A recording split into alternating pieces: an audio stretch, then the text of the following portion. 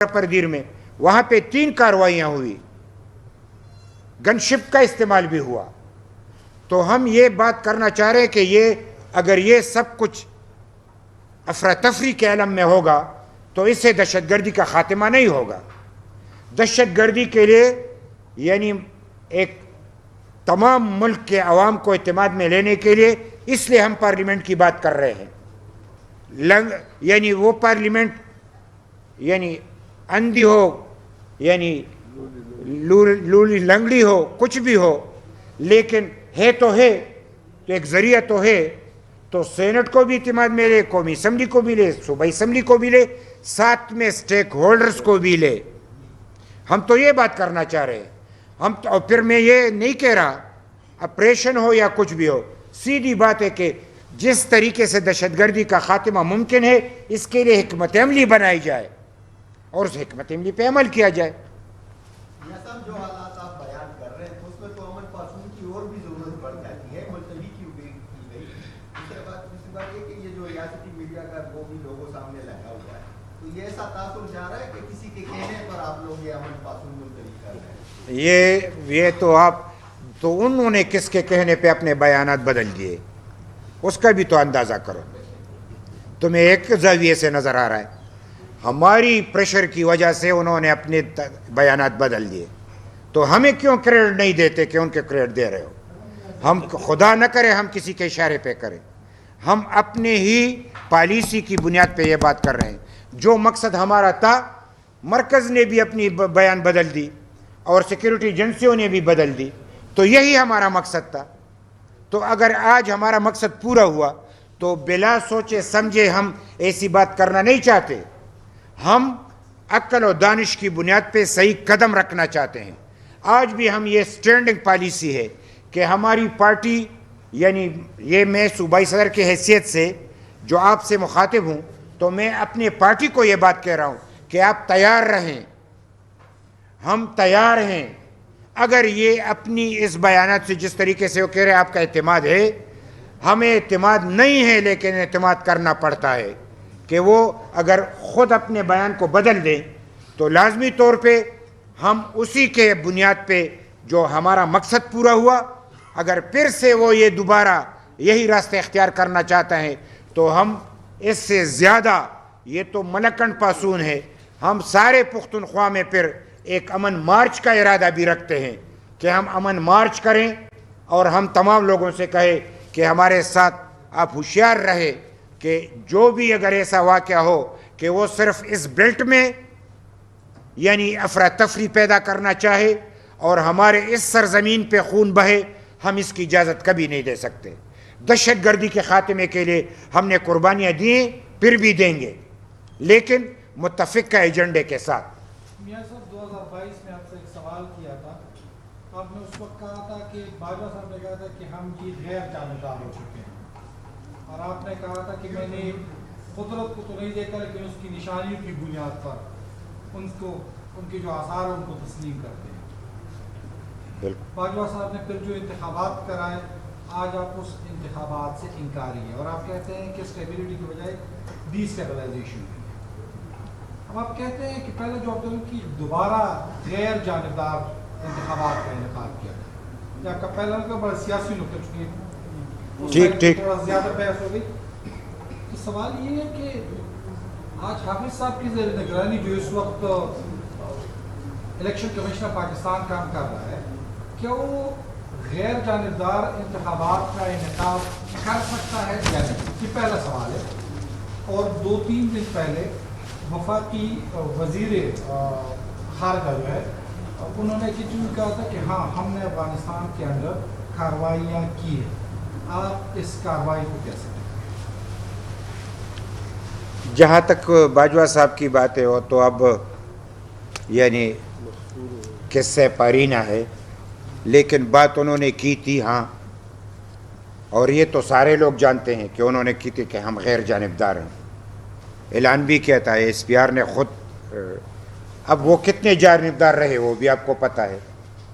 تو ہمیں تو صورتحال کے مطابق بات کرنی ہے. اگر کوئی کہے کہ ہم غیر جانبدار شفاف الیکشن ہوگا اور ہم کہیں نہیں ہم نہیں مانتے، تو جب ہوا نہیں ہے تو ہم کیسے ہوا میں تیر چلائیں؟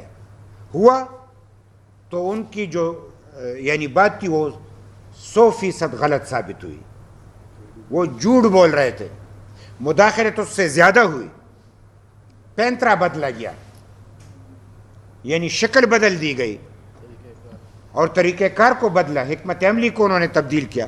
لہٰذا ہم یہ بات آج حقائق کی بنیاد پہ کہہ رہے ہیں کہ یہ تو 2018 سے بھی زیادہ دھاندلی شدہ ہے، کیونکہ یہ تمام سیاسی پارٹیاں کہہ رہی ہے. تو کیا تمام سیاسی پارٹیاں اس امید میں تو تھی کہ غیر جانبدار الیکشن ہوگا، لیکن جب ہوا تو غیر جانبدار نہیں تھا تو اب کہہ رہے ہیں. تو ہم تو یہی کہہ رہے کہ اس ملک میں غیر جانبدار مداخلت سے پاک اور شفاف الیکشن ہوگا تو مرض میں کمی آئے گی، پارلیمنٹ مضبوط ہوگا، وہ کچھ اپنی پالیسی کو چلا سکے گا. اگر ایسا نہیں ہے تو بگڑے کا تو اور بھی بگڑے گا. تو اگر اس میں موجودہ آرمی چیف کی بات ہے یا گزشتہ یا آنے والے کی بات ہے، اگر یہ اس جگر پہ چلتے رہے تو اس ملک کو تو نقصان پہلے بھی ہو چکا ہے، اور IMF کے ہاتھوں تو غلام بن ہی چکے ہیں. معاشی طور پہ تو ہم غلام ہیں. اب اس کی آزادی کے لیے تو ہمیں لڑنا ہے. معاشی طور پہ تو کم سے کم ہمیں اپنی آزادی کے لیے ضرور لڑنا ہے. تو اگر ہماری سیکیورٹی ایجنسیاں اور اسٹیبلشمنٹ ان تمام واقعات سے سبق نہیں سیکھتا اور مسلسل یہ غلطیاں جاری رکھی جائے گی تو خسارہ اس ملک کا ہوگا. تو ہم تو اپنا فرض ادا کر رہے ہیں اور ادا کرتے رہیں گے. ہم ان کو یاد دلاتے رہیں گے.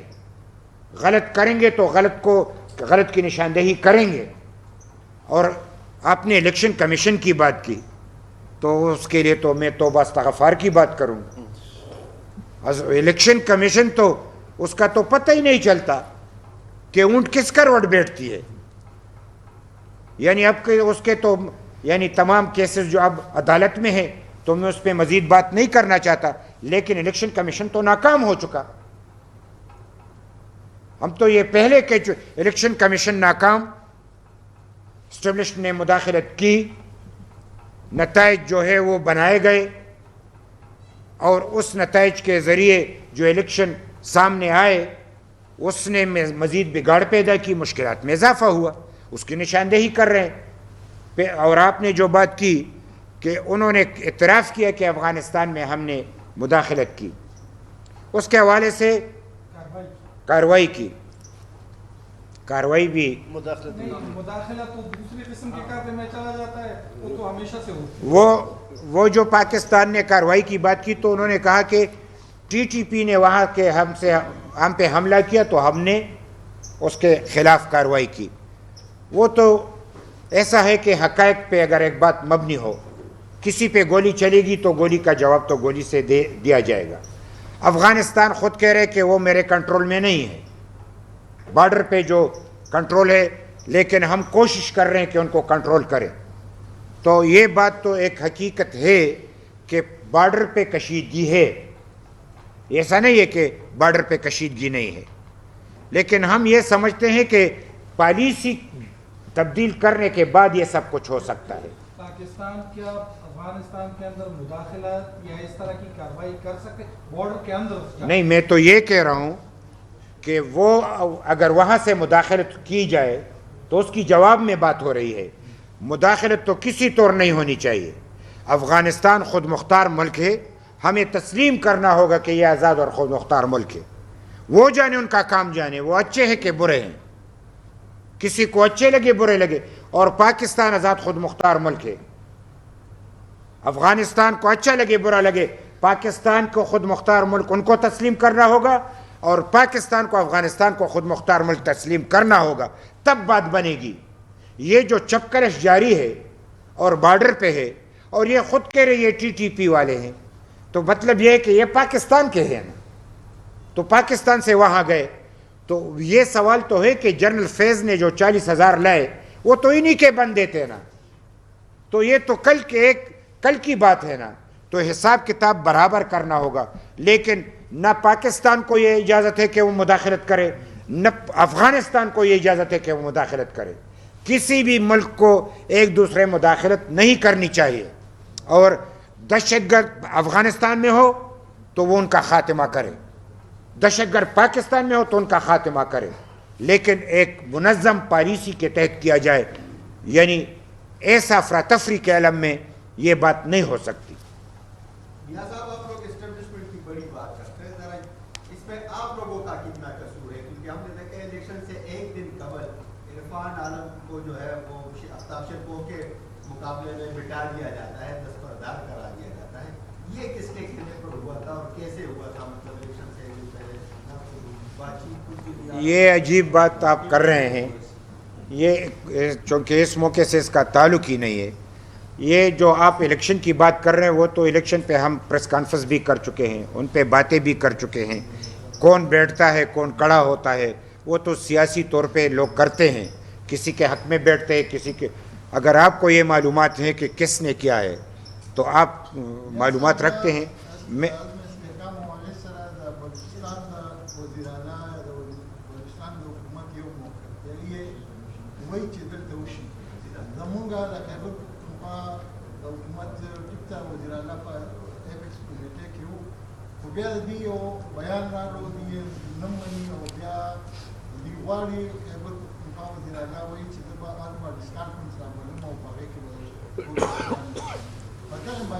دا سدا زمون خپل پالیسی واضحه ده، دا غي خو ډبل خبره ده چې یو مطلب حکومت اغلتا هغه سره پیکس کمیټه کې ومنلو اردو میں جاؤ تا پختو کې وي.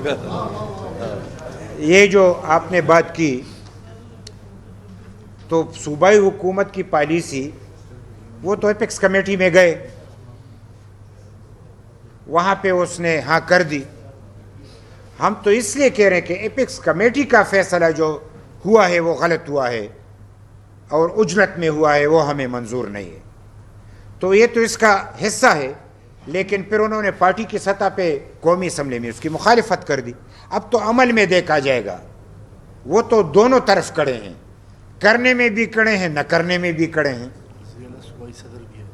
چونکہ وہ تو صرف وزیر اعلیٰ نہیں ہے، وہ تو پی ٹی آئی کے صوبائی صدر بھی ہیں. تو اس حوالے سے وہ ان کی، چونکہ میں اس میں زیادہ طور پہ پی ٹی آئی کے حوالے سے بات اس لیے کرنا نہیں چاہتا کہ کوئی یہ نہ کہے کہ میں ایک پارٹی کے خلاف بول رہا ہوں. میں حقائق پہ بات کر رہا ہوں، اور حقائق پہ جو بات ہے وہ آپ کے سامنے ہے. تو ہم یہ سمجھتے ہیں کہ جو میں اس کو یعنی آپ کے سوال کا جواب یہ دیتا ہوں، اس کو اس طریقے سے لیا جائے کہ ایپکس کمیٹی میں جو فیصلہ ہوئے اجلت میں ہوا ہے، یعنی وہ فیصلے سے بگاڑ پیدا ہوگا، اس فیصلے پہ کسی طور عمل نہیں کرنا چاہیے.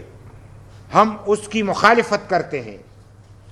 تمام سیاسی پارٹیوں کو اور سٹیک ہولڈرز کو اور پارلیمنٹ کو اعتماد میں لے کے متفقہ حکمت عملی اپنایا جائے، اسی کے ساتھ ہم چلیں گے. ہم پاکستان میں امن چاہتے ہیں، لیکن ایک پالیسی کی تحت. ایسا نہیں ہے کہ آج ہم کہیں کہ ہم نے تو دہشت گردوں کی کمر توڑ دی اور کل پھر وہ سارے اٹھ کھڑے ہو جاتے ہیں، وہ مزید مضبوط ہو جاتے ہیں. اس لیے بس صرف اتنی سی بات ہے.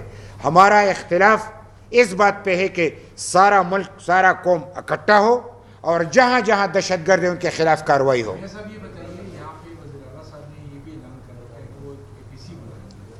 تو اگر اے پی سی بلاتے ہیں تو کیا ان کی اس میں شریک ہوگی؟ ایک دوسرا، آپ لوگوں نے بھی ایک اجلاس بلا رکھا ہے سیاسی جگہ لائن سے، تھوڑا اس کے حوالے سے بتائیے گا کہ اس کی کیا صورتحال ہے.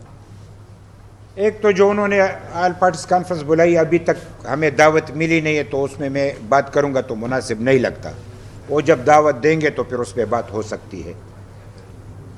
جو ہم نے بلائی ہے اس کے جو پیمانہ ہے وہ یہ ہے کہ جو بڑی اتحادیں ہیں ان سے جو باقی پارٹیاں رہ گئی ہیں ہم ان کو بلا رہے ہیں، کیونکہ بڑی پارٹیاں تو اپنے اتحاد بنا چکے ہیں.